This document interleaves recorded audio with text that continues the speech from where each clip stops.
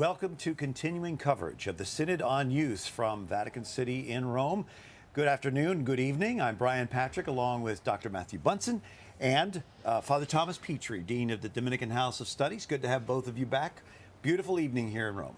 It's been a beautiful day here in Rome. As a matter of fact, we want to tell you that EWTN is offering this special coverage of the Synod on Youth to make sure that we're all well informed. You remember what happened after the Synod on the Family. Well, I think a lot of people were very concerned about this synod because the 2014 and 2015 synods, we had a perception that there were a lot of groups agitating for a change in doctrine. They ended up saying it was a change in practice on communion to the divorced and remarried. I don't get that sense that there's a lot of, there are agendas, everyone has an agenda, but that there's not a coordinated effort here as there was then. Yeah, I think coming into this synod, based on the experience of 2014 and 2015, there was a lot of anxiety. There was a lot of concern. And to be fair, we still have to wait to see what this final document looks like coming out of the work of the bishops in St. Peter's Basilica and, of course, in the great hall of Pope Paul VI, the founder of the synod. So there's a lot going on here in Rome. In addition to the Synod, we'll get to the Synod news in a minute, but first I want to tell you about the South Korean President Moon Jae-in and his wife had an audience with the Holy Father today. He told Francis, "I come not only as a president, but also as a Catholic." Matthew, his baptismal name is Matthew, by the way. We can't have too many of them. Yeah. He thanked the Holy Father for the Mass of Peace that the Pope celebrated for Korea on Wednesday, presenting the Holy Father with a sculpture of Christ with a crown of thorns representing the suffering of the Korean people. Also, a statue of Our Lady appearing as a Korean woman was gifted to the Pope. Later, Korean sister Mina Kwan with the Sisters of St. Paul of Chartres will be joining us on our Synod coverage.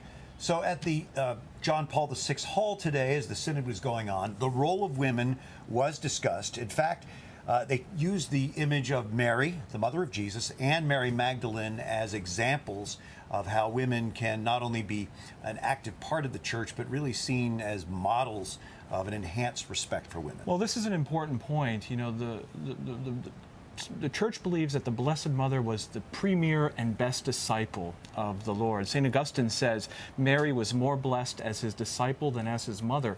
And we should never forget that it was St. Mary Magdalene who first saw the risen Lord and was what we now call the Apostola Apostolorum, the apostle to the apostles, to proclaim the resurrection of Jesus Christ. We have such a magnificent body of teachings in the modern history of the Church, in part thanks to John Paul II, with such documents as Mulieris Dignitatum on the dignity of women.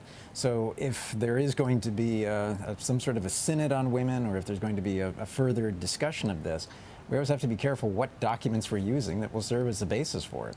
Yeah, the question came up today, should there be a universal synod on women? That's a question, I think, for the Holy Father to decide. I'm hearing suggestions for a lot of different types of synods that might be coming up, as well as a number of new potential Vatican offices. Some would argue that I think we have too many as it is, but that's, again, up to the Holy Father. In fact, it was pointed out that a woman could head a proposed pontifical council for youth, which would have the same weight as other dicasteries here at the Vatican. But they've been trying to condense these various dicasteries. Well, this was one of the mandates of the Holy Father when he was elected. The cardinals, it seems, wanted him to reform the Curia, and you know, part of the Council of Nine, those 9 cardinals who advise him, part of their responsibility is helping him to slim down and to reform the Curia. So it's hard to know how this would fit into that. And at the moment, we already have a series of dicasteries, Vatican offices, pontifical councils for laity, family life, you know, all of these different sections that had existed under the old curial structure, all brought together into one basic umbrella.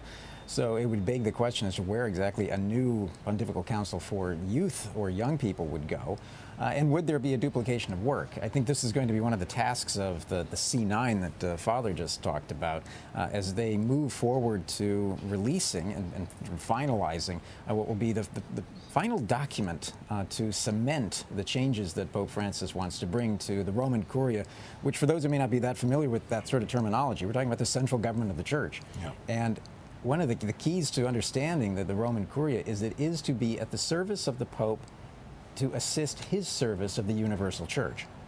Pope Francis talks a lot about immigration, and that subject has come up quite a bit during the Synod as well.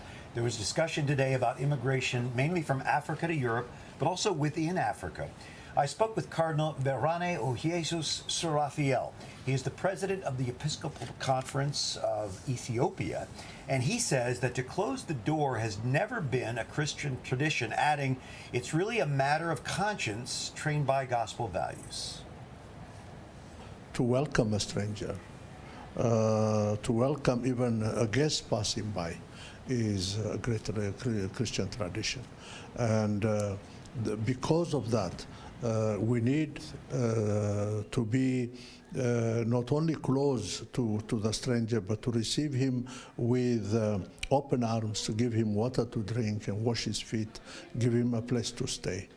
Before you ask him, when are you going back home? You know, you give the welcome first. So this is the great Christian tradition which Europe has also learned from its monastic tradition. This is the country, Italy, where St. Benedict founded monasticism. Monastic tradition, hospitality is number one. Is to receive people, to take care of them, and not only physically, but also spiritually. So when we say spiritually, well, if the Christian conscience is spiritually formed, and the Christian conscience gives priority to gospel values, that's how you welcome the stranger. So when, because I'm a stranger, you have received me, could be the other way around. You could be then the stranger. You know, now you have received me, but in turn, because of various situations change. But the value doesn't change. The gospel value remains.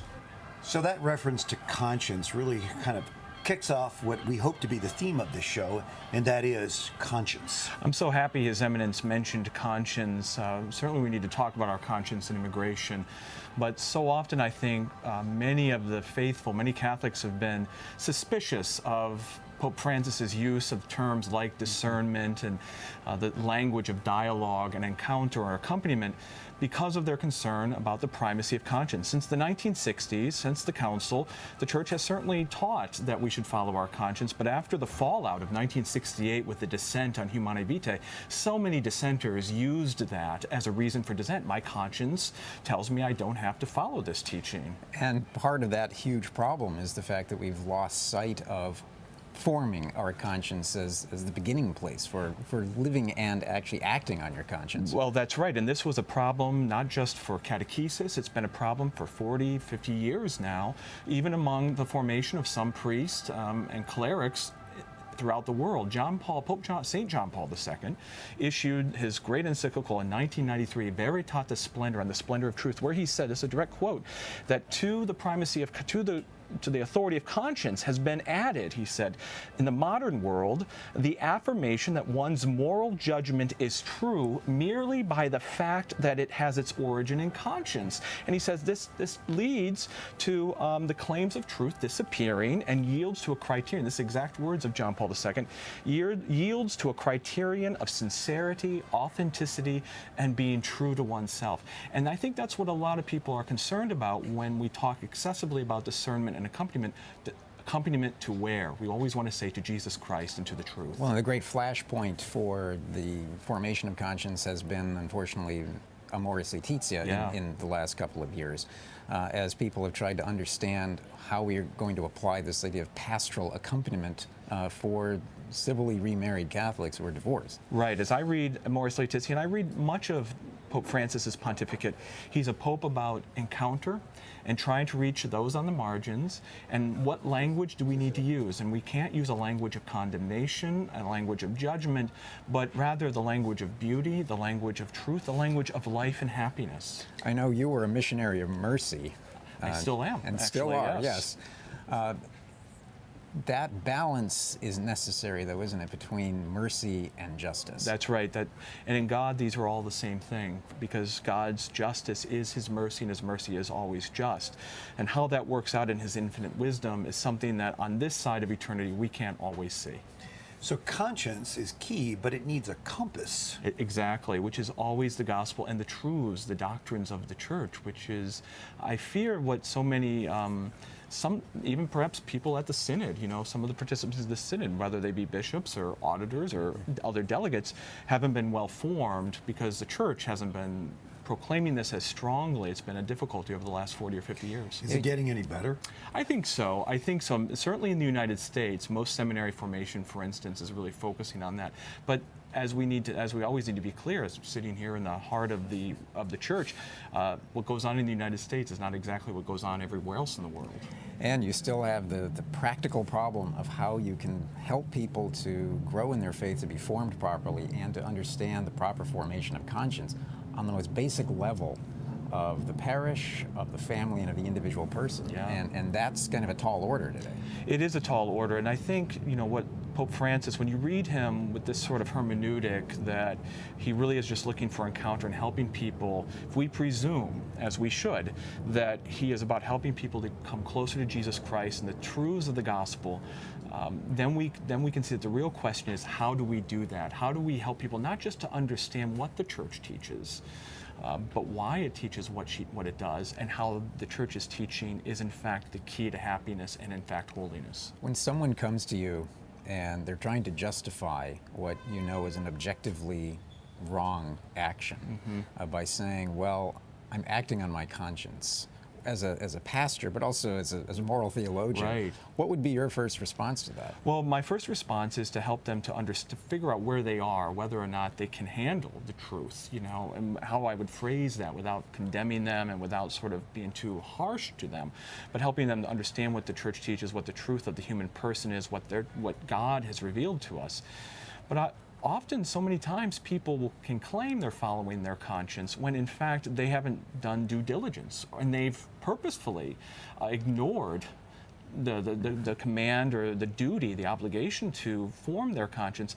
And the church's teaching, going all the way back even to St. Thomas Aquinas, is that we are responsible if we purposely keep ourselves ignorant of the truth. And there's pressure from society, from culture, that says that everybody is equal here and everybody has the right to figure out what's right and what's wrong for them, and inclusion and non-discrimination. And my truth is as valid as your truth. Yeah, it's the truth. That's right. But how do you get that through to young people who want to be able to make their own decisions rather than being told? Well, I do think there's something about being young that in certain cases, and every parent will tell you this, right? You do sometimes have to let them fall on their face. That's true. I mean, that's why the sacrament of confession is so important. We all fall on our face. We're all young in God's eyes. We're all children in God's eyes. And so once they fall, and this is so true for all of us, it's when we hit rock bottom, when we hit the wall, that we're more open to hearing, why did this not work out? And that's usually when, a pastor, a parent, a youth minister can get to the young and help them to see what's gone wrong here. To go back to Cardinal Raphael's comments, in particular about immigration, he's in a very difficult position in the Horn of Africa. The point was made, for example, that 80% of the migrants, of refugees in Africa, are within Africa and are young. And he raised the important question about conscience in the area of immigration, which of course brings us into Catholic social teaching. Yeah, and one of the things I think that's always important to understand is a lot of these social issues are matters of prudence. It's a positive command. He talked about hospitality. I was really thrilled that he mentioned the Benedictine model of hospitality. I always remember my time at St. Meinrad Seminary. St. Meinrad was a martyr to hospitality. He's always remembered as that, who was a Benedictine monk. But when we talk about positive commands like clothing the naked, feeding the hungry, helping the poor, welcoming the immigrant, there's a prudential element here. How much am I obligated by charity to feed the hungry? I can't give them everything I have. And so the question for those who make policy is also the duty to protect their own citizenry. Right. That you cannot put your own country at risk by bringing in more than you can handle, but also how are you treating the human person the refugees who are coming there, are they actually going to be able to be treated with dignity under those circumstances, and at the possible risk of your own country's safety? And I think the important thing, and for our situation back home in the United States, is the church has to speak to both sides of the aisle on this. You know, that both sides, both major parties, the Democrats and the Republicans, we have to speak to both sides and say this is a Christian duty, this is our obligation, it's our responsibility, and you need to balance that with your obligations to protect the country. But it can't be one or the other. It has to be both in a proper balance. And Pope Francis himself has acknowledged the fact that no country should be asked to outstrip its own resources and its own capacity to bring in refugees. We heard earlier in the week that Turkey has taken an initiative to, rather than taking in so many refugees, is sending money to help people stay where they are. And in fact, the cardinal that I spoke with earlier today also talked about how there are training programs to try to, because he says people want to stay in their homes. They don't want to have to run away. So the Catholic Church is in many ways trying to help to train, to bring opportunities so young people can stay where they are, build up their communities in the situation that they're in, and to better that situation. Well, my hope, and I think the hope of many people, is that, especially with the situation in the Middle East, my hope, my prayer, is that the situation will improve so that Christians can stay, and that even those who have left can return home. Well, coming up next, we're going to hear a sister's voice. In fact, that's the blog that Sister Kwan works with, and she is one of many religious sisters here in Rome for the Synod on Youth. So stay with us as EWTN special coverage of the Synod on Youth continues from Rome.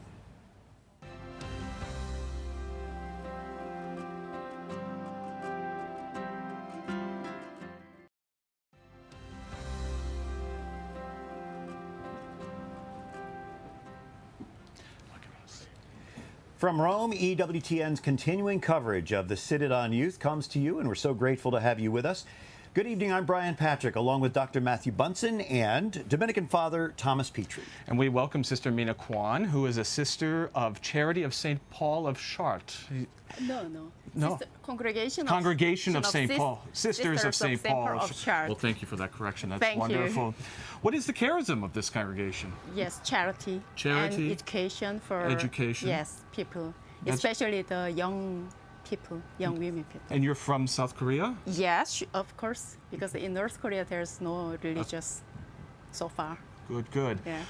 You're the director of the juniorate of Yep. your congregation. So these are the young women who are preparing, who are in formation as sisters? Yes, this is who are really in the process of the formation. And how many do you have? Yeah, more or less 20 Okay, sisters good. in my convent.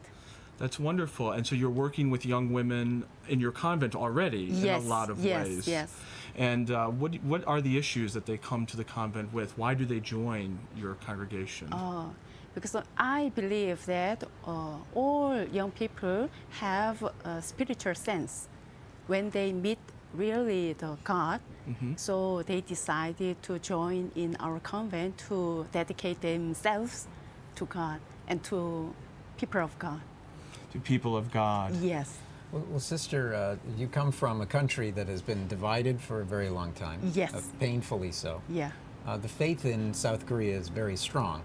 Yes. We have, I think, is it 5-6 million Catholics, about 10% 12% of the population. Yeah, population. So that's a pretty active Catholic community. Pope Francis visited your country. Yeah, actually. Talk about the faith of Catholics in Korea, because there has been so much suffering in history. Yes. If I if I present something from this, in the Synod Hall, I was addressed about the role of women religious in our church, Korean church, and when I was meditate on this topic, suddenly I record our history of Korean church, because about 200 years ago, when a very rigid status hierarchy of society dominated, some young people, some young scholars were fascinated by Catholicism, because there was no Catholicism and no priests, no missionaries, nothing was there. One of the reasons Catholicism spread was its focus on equality, based on the principle all human beings are children of God. So Catholicism brought new opportunity for women to become leaders and teachers. And despite the massive anti-Catholic persecutions, Catholicism spread quickly, jumping from the scholars to the women of their household and their slaves, and into the wider Korean society. One of the things I watched about you, I watched your YouTube video Yes. before you Yeah. earlier today, and one of the things you said was that you hope that with the Synod, the church becomes more authentic by accompanying young people Yeah. like Jesus walked with the disciples. What does that look like for you? I mentioned now I'm working well in the equal situation, equal condition with priests Okay. so far. But not all women religious are in the same condition. So I could perceive some young religious are excluded by the field of youth ministry. Okay. So whenever I see this kind of situation, I felt a bit pain, because nowadays there are the vocation is getting decreased. Right. Yeah, and every person, especially the sisters and also the priests are important for acting for the youth. So. So in South Korea, you find that not many religious women, there are some religious women who aren't permitted to work with youth ministry Yes, in local situations. in local situations, yes. and so you would like to see more inclusion in that. Yep, Yes. yep, You definitely. sister, you did refer to in your situation that you feel equal to priests. That doesn't mean your work is the same, does it? Yes, my work is not the same because Right. I don't celebrate the mass. And Yeah. Right. yeah. Understood. Yes. But you feel equality when it comes to being a part of a vibrant church. Yes, especially decision making, and also some kind of things we can involve, and we can commit it with the young people equally. Yeah, so it's my hope. So I mentioned this kind of You things. talked about vocations in Yes. South Korea. Yeah. Tell us a little bit about your own vocation and your answer to the call. Yeah. I haven't got any dream to become a women religious, because I was living very well in moral situation and also the faith, and I was dedicating myself to the parish church as catechist, and actually I was working in the middle school and high school as a teacher. But one day I loved my grandmother, and he had some the stroke. Stroke. A Stroke. stroke. Oh, thank you. Stroke, Yes. So she was in coma, and I loved her. So I really wanted to take care of her. So I left my whole jobs and my things, and I left all things, and I began to take care of her in the hospital.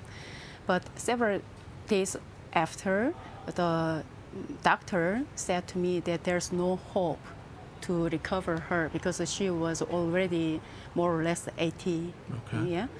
So we brought her in our house, and after that, I began to take care of her. Yes, there was time. only one person who take care of her, and the doctor said to me that maybe she will live maximum 4 days.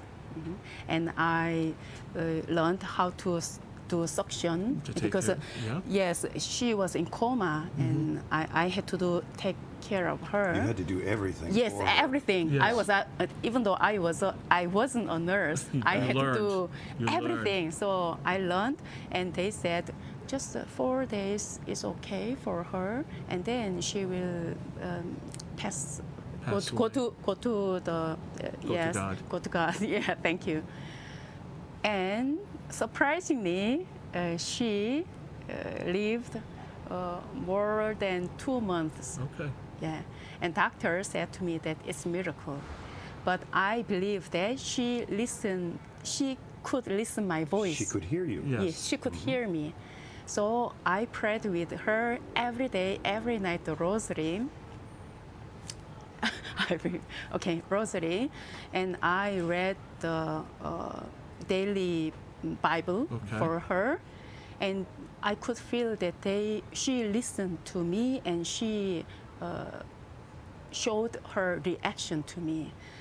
And the problem is the suction, Yeah. because even though And you she, found your vocation in this? Yes. So, and after she passed away, did you join the congregation after that? yes, because I saw the Jesus who loved us first Yes. through her faces, That's beautiful. through her face. So And you were giving her that love. yes, she loved me first, Yes. and then I followed her love, and I discovered it's the love from the God. Yes. So I joined the. That's beautiful. I Yeah. find it interesting, sister, that as you realized that your grandmother Yeah. was listening to you as you ministered to her, you must have been listening to the Lord who was calling you. Yes, exactly. So I realized that I could understand what the meaning of the, how to say, in Isaiah. Isaiah, the servant who servant, was the suffering servant. Yeah, yes. At that time, I realized totally what the meaning of the suffering servant. Yeah. So I Yes. left everything and I joined this convent. That's beautiful. And I'm Here we happy. are with you. I'm happy. We see that. Yes. Oh yeah. Very happy. Yes. Joyful. Sister, you're one of the things we're talking about is a universal synod of women. Someone made that suggestion Yep. today. Yep. It sounds like that might be something you'd be interested in. Yes, actually. Yes. I'm surprised to hear that in South Korea that some women religious aren't able to participate as equally. Because in the United States, we have a lot of women religious who are able to participate in youth ministry. Yeah. Going home to Korea Yeah. from this synod, Yes. what message are you hoping to take from this experience to the young people of South Korea? Okay. What I mentioned in the Synod Hall was not from outside of our church. It was my experiences and my observation from our church. So I'd like to share. Already I shared this kind of things with priests and one of my bishops, and also with people. So I will work will work on this part with bishop and with people. Yeah. All right, Sister Mina Kwan, we thank you so much for joining us. Yeah. Thank you. And keep us in prayer, and we will do the same for you. Yes. Thank you. EWTN's coverage of the Synod on Youth continues. When we come back, we hope you'll stay with us.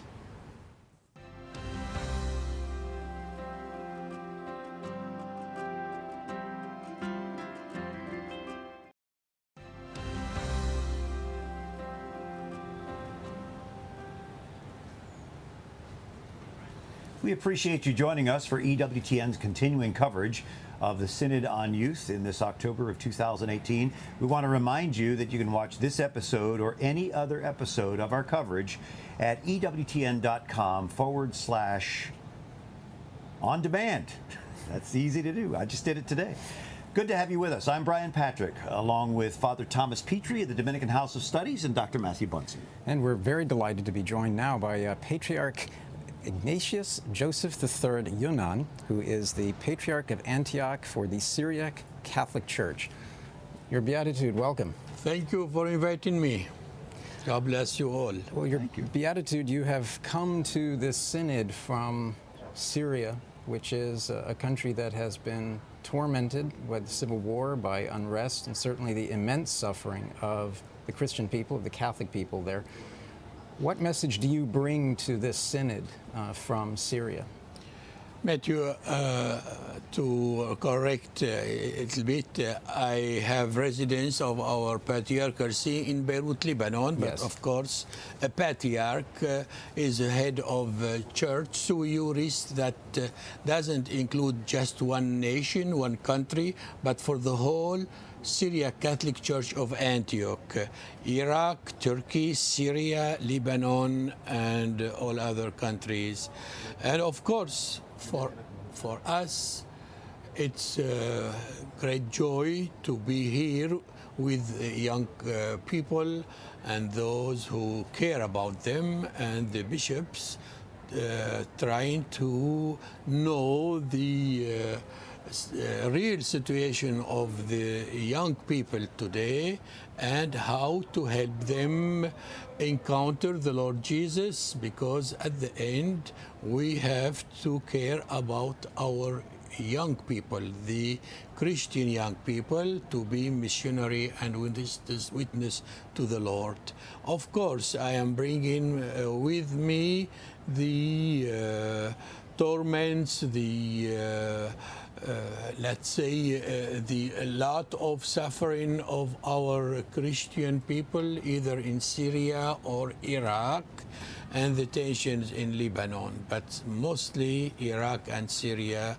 You remember what did happen for the past few years since the Allied invasion in Iraq, then the turmoil in Syria. As the Patriarch of Antioch, you represent one of the great traditions in the life of the church, one of the great churches. Could you help all of us to understand better the great traditions of the Syriac Catholic Church? We just celebrated the feast memory of Saint Ignatius of Antioch, the third bishop of Antioch after Saint Peter. Our church goes back to the time of the apostles. We've been in the Patriarchate of Antioch. It was called, and still now, the Patriarch of the East. It used to go further east to Pakistan, and that was well known in the apostolic times, as you remember, according to the Acts of St. Luke, whom we remember today also from Antioch. The disciples of the Lord Jesus were first called Christians in Antioch. But I am also representing the Syriac, the Aramaic Church of Antioch. And you remember Jesus spoke Aramaic Syriac. He didn't speak neither with his mother or Saint Joseph or these apostles, disciples, other language than the Syriac Aramaic. And we are proud to still hold this treasure of this Syriac Aramaic language in our liturgical prayers, especially in the divine liturgy of the Eucharist. I think one of the sad things that Western Christians perhaps haven't been, or could be more concerned about our brothers and sisters in Syria and especially in Iraq. Especially, this is the heart of Christianity. This is the heart of our faith. It's the birthplace, and so, what are the prospects for peace and maybe even a return of Christians to these areas? I can say, dear Father, that we are not happy with what occur or happened to the Christians in the Middle East in the past 10 years and on, because, as I said, we represent an apostolic church. Yeah. We feel with all those who are persecuted for Jesus, for the Christian faith. But we are not just individuals as it happened in Baghdad 8 years ago. Actually, the 31st of October will commemorate the 8th anniversary of that massacre in our cathedral, Our Lady of Deliverance, in Baghdad Cathedral. But we are an apostolic church, and we really are trained for our survival. Because now we are talking about the Synod for the Youth, we are unable to convince our young people to stay in their land, to keep witnessing to the Lord, because they say we've been with our forefathers for centuries and we always been reduced. And the Western countries are complicit what did happen to our Christian communities in Iraq, uprooted from the plain of Nineveh, and in Syria they don't know where to go, and of course we can't do nothing. We help them humanitarian way, but it's not enough. We need a strong policy to protect the rights of all minorities, among them Christians. Your Beatitude, the Knights of Columbus have been very proactive in raising money and trying to bring attention to the plight of persecuted Christians. In fact, trying to rebuild the Christian community on the Nineveh Plain. Has that had any positive effect so far? Of course. We keep in contact with the Knights of Columbus. I actually gave a speech in Toronto Convention, and then I was invited to Baltimore. But, you know, they try their best to help us. We need to reconstruct, rebuild the villages, the sites in the plain of Nineveh. We need that our people return. I am following the situation of the plain of Nineveh, and I'm going next month to Iraq, as well to Syria. We have over 50% of those who have been uprooted 4 years ago. They did make the return.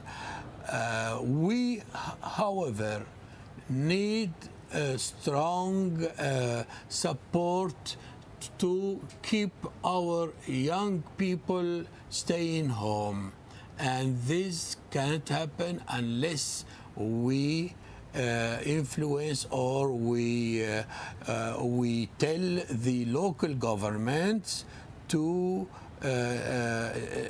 avoid discrimination. And of course, since the sectarian war is going on in Syria, and it's very sad, that is also the Western countries were complicit. It's not easy. We need peace with justice and dignity. I think one of the things, not only for prayer, but for Christians in the West, our viewers, is to keep this in the forefront of their mind when they think and talk to their representatives, to their elected officials, that the persecuting Christians, it's not, the story is still there. This is still an important moment for us. This is true, yes, correct. And of course, we thank the EWTN, because when I was in the States, I used to follow it, and even to watch the Mother Angelica live many times. I was missionary as a priest and bishop in the States and Canada. But very unfortunately, in Lebanon or in Syria, we don't have it on the dish. I don't know why. We'll try to get that straightened out. It will be coming, okay. And of course, we are proud of this missionary channel, evangelizing in English and Spanish. Your Beatitude, as someone who's representing the Syriac Catholic Church here at this Synod, what do you want the Synod fathers here to know, and what do you want the young people who have come to this Synod to know of your own experiences? Matthew, Yes. it's no more a secret. I said yesterday in my free word, it's too long. 25 days, keeping us out of far of our diocese, of our people, and I don't know, in no company, no international whatever association or government institution will stay this long time. Well, I said that since it is the Synod for the young people, let them come from all over the world with mentors, spiritual directors, experts to study for 1 week, analyze the situations on the ground and what they want from the church, from us. Then we come for 1 week to review those proposals, the wishes, and try to put them in concrete. I wonder how many of the other Synod Fathers agree. It's too long. I think there's a lot of Catholics around the world following this, thinking 25 days is too long. We are happy with our young people, of course, and many of the bishops are here for the first time for a Synod, of course. But and actually, tomorrow I'm leaving for France to visit 2 communities of refugees because they need us. There's pastoral ministry to be done. Exactly. Yes. Your Beatitude, you served in America for a number of years. I believe you were the first head of the Syriac Catholic Eparchy, is that right, of Our Lady of Deliverance? You're right. In Newark. What was your experience like in America that you'd like to sort of describe to our audience, but also to remember what that was like? It was a time of blessing for me. God sent me there as a missionary to establish missions for our scattered church. And as you know, you can get from the United States the good and the bad. But I would focus on the good. Well, Patriarch Ignatius Joseph III Yunan, the Patriarch of Antioch of the Syriac Catholic Church, thank you so much for your time tonight. Thank you too. God bless you, and God bless EWTN. Thank you. Mother. Safe travels to France. Thank you. Well, one of the nice things for especially Catholic journalists about being here at the Synod on Youth is that we have very direct access with the Synod Fathers. They're all over the place. We get a chance to mingle. We'll share some of that experience next as EWTN News continuing coverage of the Synod on Youth continues. Stay with us.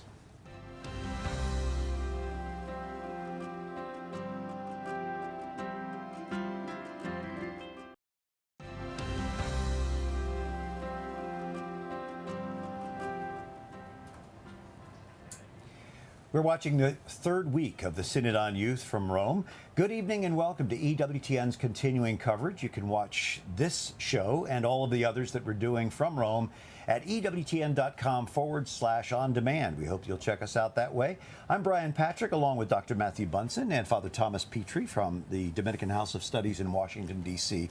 And we are mixing with a lot of other leaders of our church this week. Well, we just had what I thought was a very memorable interview with one of the Synod Fathers here, and you can see the strength of their opinions, the strength of their convictions, and the strength of their personalities.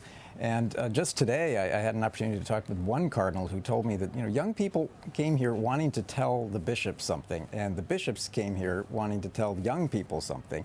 He said after a little while, it's worked out well, and we're talking to each other. Yeah, they say that around the coffee pot or the water cooler during the breaks is when the best communication actually occurs. I know everyone is worried about the document that comes out at the end of the Synod, but I tend to think that this is exactly what Pope Francis wants. He wants people to talk to each other and to dialogue. And how often does a group of young people get to talk to a group of bishops, and a group of bishops get to talk to a group of young people? One of the concerns that was voiced was that the young people, from the young people, is that their bishops would accompany them. What do you think they're looking for in terms of accompaniment? Obviously, sharing in their lives in some way, but bishops are busy people. They are, and I wonder sometimes if it's, the young can be idealistic. They can want more than what they might be reality of what can be offered to them. But you know, the Lord does make time for everybody. He tries to make time for everybody. Now, every bishop, you're right, Brian, is very busy. I would hope that this accompaniment would lead them, whatever it is, with all of our weaknesses, with all of our faults, will still lead them closer to Jesus Christ. I find it interesting the way people are dressed here. Of course, the fathers of the church, the fathers of the Synod, are dressed in their full regalia, but some of the teens have flannel shirts on and jeans. Well, let's just say there's no difficulty at all in figuring out who the young who's who at this Synod. You know, when we're sort of parked outside the Aula, the Paul VI Hall, and we watch everyone coming out. Right. And let's just say the contrast is rather stark when the young people come out. And yet, one of the things that I noticed today is that so many of them come out and they're talking with the bishops, they're talking with cardinals, they're talking with the officials in charge of the Synod. So there is that dialogue, as that cardinal told me this morning. But one of the things that is also very striking about this, and to go back to something that Pope Francis has talked about, that bridge that needs to be built between the generations. And I think this is an opportunity for that to happen. Also, the bishops have been urged by the young people, especially, but by each other, to be ambassadors as they leave this Synod, that the discussions and the activities that are going on here don't stay here, that they go out into the world. I think these sorts of things are happening in every parish. You know, every pastor is wondering why there aren't more young people at youth ministry night, or why there aren't more young people involved in the Mass or in the liturgy. Everyone is trying to figure out, what are we not doing, what could we do better, without at the same time turning it into a circus or watering things down, because that's exactly, certainly in the United States, what young people don't want is some sort of Sesame Street version of Catholicism. And you're finding when you talk to different bishops and different cardinals that they're impressed with different groups. I had a chance to talk with a prefect, an apostolic prefect from Cambodia, Father Enrique Figueredo, who expressed to me how impressed he is with young Latin Americans who are here attending the Synod. They believe in the church, and they believe that we have something to do and we have something to say for the globalization, for the world. And it's very beautiful, because their way of belonging to the church is clear. It's clear. You know, they see that the church maybe is not perfect. They see that we are sinners. They see our weak points, but that doesn't stop them from helping the church to be better. Well, we just heard from the Apostolic Prefect, Father Enrique Figueredo, and I think there are going to be some questions. He looks like a bishop. What's a prefect? Well, he is a prefect because he's a prefect of Battambang, Cambodia, yes, which has less than, I think, 1% Catholics. There's like 4 million people in his area and only 4,000 Catholics. So it's not yet a diocese, so they don't have a bishop. So he's an apostolic prefect appointed by the Pope, so he is still a priest, but according to canon law, he has the same authority as a bishop. He can't ordain priest, of course, but he can dress like a bishop. Sort of a rudimentary way of explaining it, that in mission territory, as the community develops, you organize increasingly toward becoming a diocese. So this is like a pre-diocese. It's like a step towards the way. I think of the early United States when Bardstown, Kentucky was one of the first dioceses. Now, that's in your neck of the woods. Oh, absolutely. Bardstown, Kentucky. It was Bardstown, Philadelphia, Boston, and New York were all made dioceses at the same time, and Bardstown covered everything west of the Appalachian Mountains, that whole territory. We have a few more now. Well, the Synod on Youth is drawing a lot of attention, but there's a Synod that's coming up next year that could even be more interesting, to say it politely. You might put the word interesting in quotes for that. Quotes. It is, of course, the Synod on the Amazon, or the Amazonian Synod. In other words, it's an extraordinary sort of special synod that's been called in order to deal with the pastoral issues that are facing the far-flung communities of the Amazon. I mean, we're talking about that. We're talking about vast stretches of South America. By the way, that is a forest. It is not an online store. Jeff Bezos has nothing to do with this. No, the Amazon forest in South America. Although he may very well have purchased the Amazon by that point next year. There are a lot of pastoral issues that they're already talking about, and this is such as how to provide pastoral care and the sacraments to communities. You mentioned Bardstown. One of the realities for Catholics in the early United States and in the colonial period and in the early part of the United States was actually getting a priest out to celebrate the sacraments. It'd be months sometimes between masses. Months and months. And it's a similar situation in the Amazon. Where priests are few and the population is still there and in need of the sacraments, in need of pastoral care. So that's one aspect of this. There's also the environmental issues that are there, but the one that everyone's talking about is that pastoral care. How do we deal with this? What are the options that they're discussing? Well, I know there's a lot of concern because people have raised the possibility of married priests, and given how other things have gone, I know many of the faithful, many Catholics I hear from, are concerned that this is going to be the opportunity to abolish celibacy in the priesthood. I don't think that's ever going to happen. I don't think we're going to have en masse, a whole army of married priests. The church really just isn't set up for that. Well, we talked right at the top of the show tonight about the synods in 2014 and 2015.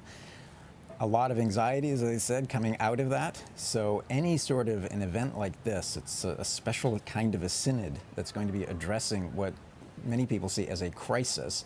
Some would say, we also talked about earlier in tonight's show, about those with agendas. So there is always that concern.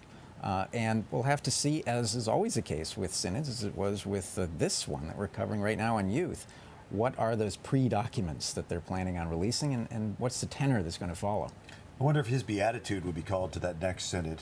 It's too long, he says. Too long, as long as it's not 25 days. Well, to be away from your people that long. So if you're wondering why your bishop isn't at the confirmation, he's here in Rome.